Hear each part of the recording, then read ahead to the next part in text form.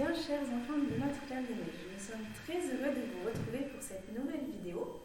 Nous vous souhaitons d'abord à tous un saint et joyeux Noël, avec un petit peu de retard.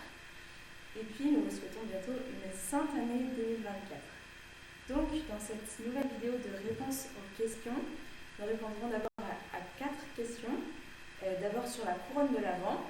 Donc vous avez allumé la 4e bougie maintenant il y a quelques jours. Donc, ce sera notre première question. Ensuite, nous parlerons un petit peu de l'intelligence et de la volonté. Il y a eu une question de votre part sur ce sujet. Puis de notre propre résurrection. Et enfin, une dernière question sur l'Assomption de la Sainte Vierge. Et pour ces 2 dernières questions, je laisserai la parole à sœur Pétronille. Donc, nous commençons avec la couronne de l'Avent. Quelle est son origine? Quelle est sa signification? Alors, d'abord, son origine. Elle provient d'un pasteur protestant de Hambourg. Il avait fondé une institution pour recueillir des enfants pauvres dans une vieille ferme. Et comme pendant l'Avent, il lui demandait souvent quand Noël allait enfin arriver, peut-être que cela vous arrive aussi, de dire tout le temps à vos parents « Quand est-ce que c'est Noël? Quand est-ce que c'est Noël ?»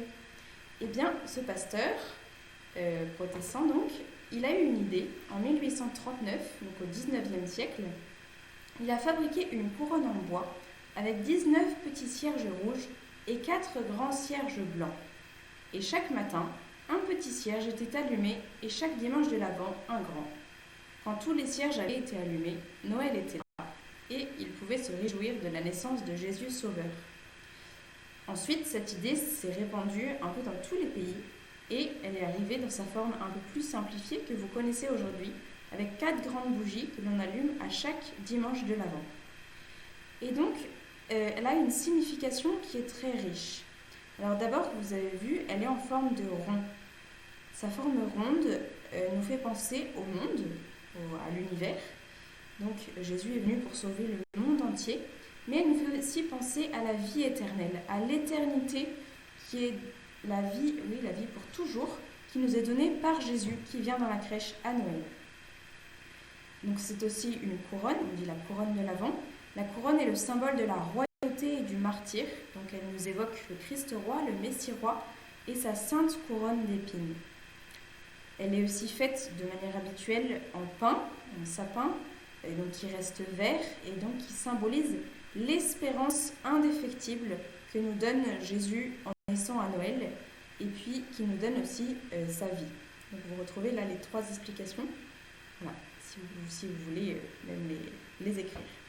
Et ensuite, une signification importante aussi pour chaque bougie que l'on allume. Alors, la première bougie, elle symbolise le pardon qui a été accordé par Dieu à Adam et Ève.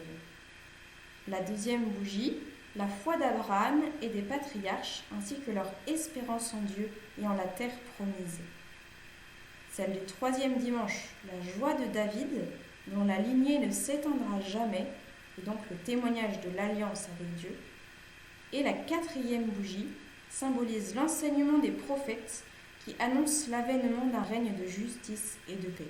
Donc vous voyez, chacune des 4 bougies, les 4 à la suite, elle représente chacune une des grandes étapes de l'histoire du salut, du peuple de Dieu qui a attendu pendant de longues années, de très longues années, la venue du Messie. Donc ces 4 bougies nous permettent de participer un petit peu à cette attente du peuple d'Israël qui voulait que Jésus arrive. Donc voilà pour cette première question sur l'origine et la signification de la couronne de l'Avent. Nous arrivons à notre deuxième question. Qu'est-ce que l'intelligence et la volonté? D'abord, on peut se demander où est-ce que se situe l'intelligence et la volonté. Alors, l'intelligence et la volonté sont une faculté de l'âme, donc on ne les voit pas. Et pour ça, on peut raconter une petite histoire qui peut vous aider à le comprendre. C'était un inspecteur pendant la guerre qui était venu dans une école avec des enfants, et puis il y avait le curé qui était présent pour le cours de catéchisme. Et puis l'inspecteur dit aux enfants, il voulait leur montrer que Dieu n'existe pas. Les enfants, est-ce que Dieu, vous le voyez? Tous les enfants répondent non. Alors l'inspecteur dit, vous voyez, Dieu n'existe pas. Et alors monsieur le curé va prendre la parole. Et les enfants, est-ce que vous voyez l'intelligence de monsieur l'inspecteur? Tous les enfants répondent de plus belle « Non, on ne la voit pas ». Et le curé dit « Eh bien, c'est pas pour cela que l'intelligence de l'inspecteur n'existe pas. On sait bien que monsieur l'inspecteur est très intelligent. » Donc vous voyez, ça vous montre l'intelligence et la volonté, on ne les voit pas. Mais ça ne veut pas dire qu'on ne peut rien dire sur elles. Vous allez voir, elles nous servent tous les jours. Donc déjà pour l'intelligence, on peut donner une définition qui servira peut-être un tout petit peu pour les plus grands, puis on va expliquer ensuite. Le dictionnaire nous dit que l'intelligence est la faculté de comprendre, de découvrir des relations entre les faits et les choses. Alors, en simple, on va expliquer que votre intelligence, vous l'expérimentez tous les jours. Elle vous permet d'apprendre vos leçons, d'associer 2 plus 2 à 4, de lire un livre, puis de le comprendre aussi, ça peut être pratique, de reconnaître vos parents, vos frères et sœurs, vos amis, etc. Et sans intelligence, eh bien votre corps, il ne pourrait pas faire grand-chose de lui-même. Et si vous n'aviez pas d'intelligence, vous ne vous poseriez pas non plus la question de savoir qu'est-ce que l'intelligence. Donc voilà, pour l'intelligence, vous vous en servez tous les jours et heureusement que vous en avez une. Mais le plus important, c'est la volonté. La volonté, le dictionnaire nous dit qu'elle est la faculté de déterminer librement, donc de choisir librement ses actes en fonction de motifs rationnels. Donc, en simple, elle est la mise en acte, la mise en œuvre de l'intelligence. Par la volonté, vous pouvez utiliser votre intelligence. Si on savait que 2 plus 2 font 4, mais qu'on ne pouvait pas choisir de le dire, de l'écrire, ça ne servirait pas à grand-chose. Donc, la volonté, c'est vraiment le pouvoir de faire ou de ne pas faire quelque chose. Donc si on reprend l'exemple de 2 plus 2 égale 4, avec votre intelligence vous le comprenez, et puis votre volonté vous permet de décider d'écrire 4 sur votre ardoise de calcul mental par exemple, ou sur votre feuille d'interrogation. Donc c'est bien pratique. Et bien sûr, elle s'exerce pour des choses plus importantes. On peut aussi rappeler que Dieu nous a créés libres. Ainsi, nous pouvons choisir avec notre volonté de faire ou non quelque chose. C'est à nous de choisir de bien utiliser notre liberté. Alors, je monte un peu le tableau pour que vous puissiez voir pour la volonté.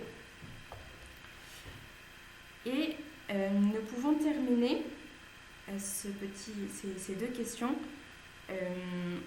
avec une prière de Saint Ignace qui avait bien compris comment mettre bien en œuvre notre intelligence et notre volonté. Parce qu'on peut les utiliser pour le bien ou pour le mal, on est libre, Dieu nous a donné cette liberté. Alors c'est à nous de choisir. Je vous propose qu'on dise ensemble une petite prière que Saint Ignace a écrite et qui peut nous aider à bien utiliser notre volonté et notre intelligence. Alors on va se tourner vers le Sacré-Cœur ensemble. Saint Ignace, il disait à Dieu, et on peut le dire avec lui. Accueille, Seigneur, et reçois toute ma liberté, ma mémoire, mon intelligence et ma volonté. Tout est à toi, Seigneur. Dispose-en selon ton entière volonté. Donne-moi seulement de t'aimer, et donne-moi ta grâce, car elle seule me suffit. Amen. Et je vous laisse maintenant avec sœur Pétronille, qui va vous parler de la résurrection et de l'Assomption de la Vierge Marie. À très bientôt.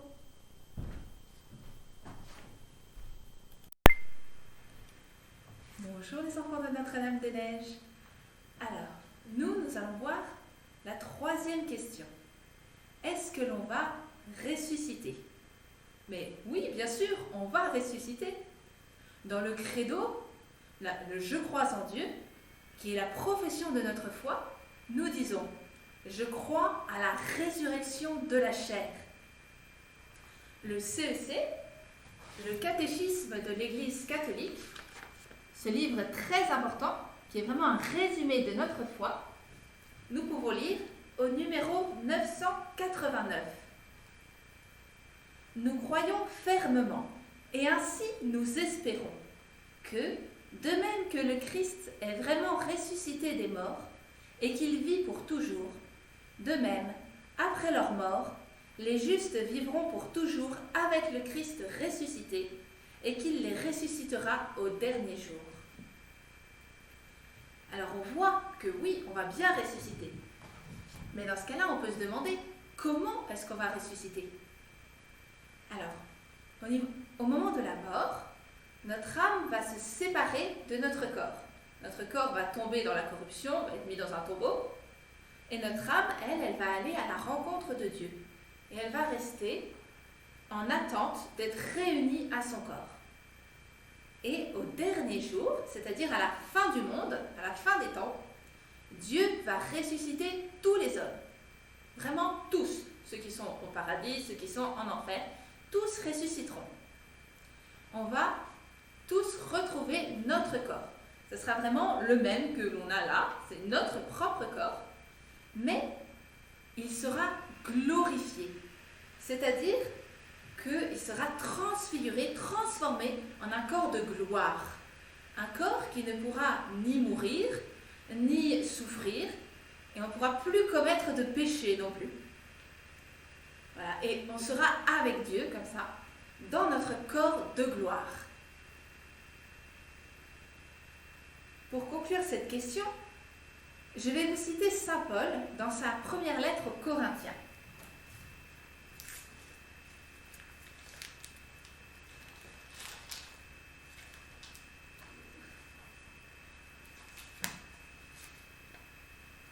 Comment certains parmi vous peuvent-ils dire qu'il n'y a pas de résurrection des morts? S'il n'y a pas de résurrection des morts, le Christ non plus n'est pas ressuscité. Mais si le Christ n'est pas ressuscité, vide alors est notre message, et vide aussi votre foi.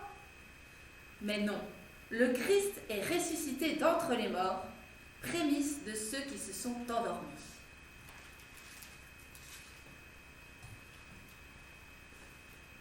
Alors on voit que on va bien ressusciter. Maintenant, nous allons passer à la dernière question. Pourquoi la Vierge Marie est-elle montée au ciel avec son corps? Alors, cela s'appelle l'Assomption. Le fait que Marie est montée au ciel avec son corps. C'est un privilège que Dieu lui a accordé parce qu'elle était immaculée, blanche comme neige. Son corps, comme son âme, les deux, étaient complètement purs. Elle n'a pas connu le péché originel. Elle en a été préservée et elle n'a jamais fait aucun péché. Elle est toute pure, sans aucun péché. Donc, c'est normal que son corps, qui n'a pas connu la souillure du péché, ne connaisse pas non plus la corruption du tombeau. Par conséquent, et c'est vraiment une grâce de Dieu, un don gratuit de Dieu, eh bien, Dieu a élevé la Sainte Vierge, corps et âme, à la gloire du ciel. C'est vraiment un don de Dieu parce qu'elle était toute pure, immaculée.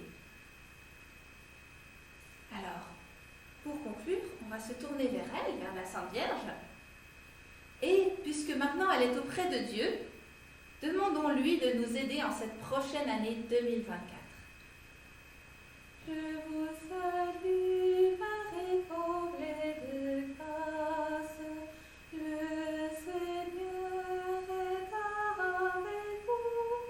Vous êtes bénie entre toutes les femmes. Et Jésus, votre enfant, est béni. Sainte Marie, Mère de Dieu, priez pour nous pauvres pécheurs, maintenant et à l'heure de la mort. Amen, Amen, Alléluia. Maintenant, je vous souhaite une bonne et sainte année à tous. À bientôt!